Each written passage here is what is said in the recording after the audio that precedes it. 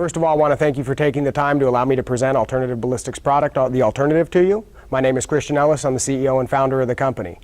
First, we're going to start with a 3D graphic animation that will explain how The Alternative works. Here's a standard weapon. The Alternative, within seconds, is easily mounted to the top of the weapon. There's no obstruction to the sight picture for the operator, and there's no obstruction to the functionality of the weapon or the rail system. It still allows an officer the ability to attach a flashlight on their weapon. Once the weapon is fired, the bullet travels down the barrel, embedding itself inside the alloy projectile with no chance of escaping, instantly becoming one solid unit. The projectile immediately separates from the weapon, as the docking unit is instantly ejected. Then, a new bullet is cycled in for follow-up shots if necessary. The Alternative is as accurate as the operator using it. Once the projectile impacts the threat, it will send a shockwave of pain to the suspect without the internal damage that a penetrating bullet would cause. The Alternative was designed over 9 years ago to give another option to police officers in the use of lethal force. They've only had their guns and bullets for hundreds of years. This product actually gives them another tool to use in those situations. You may have a mentally unstable person with a tree branch. You may have suicide by police officer. You may have a combative person with just a single officer there that needs to deploy another option and try to effect that arrest without having to use a bullet on the suspect. So I'm going to go ahead and actually go through the motions and show you how this is going to work. So we're going to wear eye and ear protection to make sure we're safe at all times. So I'm an officer. I'm now covering the threat. I see that that threat does not have a gun, and I can use an alternative to my bullet. I simply flip the flap on my pouch, put this over the top of the weapon, yell, "Less lethal, less lethal."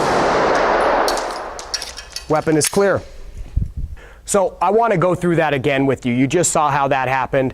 But what we want to make very clear is the officer needs to have at least 3 seconds to make this decision.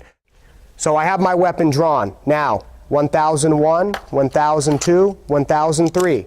Now I'm on the separate platform. So by no means does the officer put themselves in danger at any time. If the officer does reach for this, they can obviously drop it and go hot at any time with lethal force. So I'm going to run through this one more time just so everybody can see exactly how this works. Number one, I draw my weapon. I make a conscious decision that I don't want to shoot this person, or it may be unnecessary because the weapon that they have. I simply flip the flap on my pouch. Takes me 3 seconds or less to put that on. It's very safe. And I go hot. Less lethal, less lethal.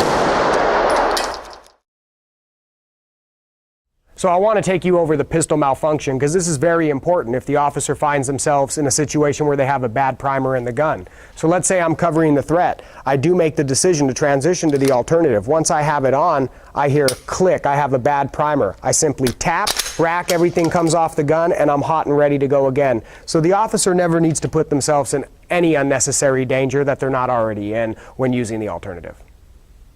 So here is the Alternative. Actually, what happens is when the bullet goes down the barrel, as you saw in the video earlier, it welds itself inside of this cavity.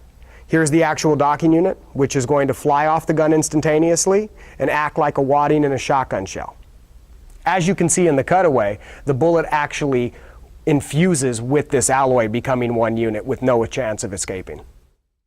The Alternative has been through years of extensive studies to NIJ standards. We have endorsements from law enforcement officials around the world as well as congressional leaders in the United States.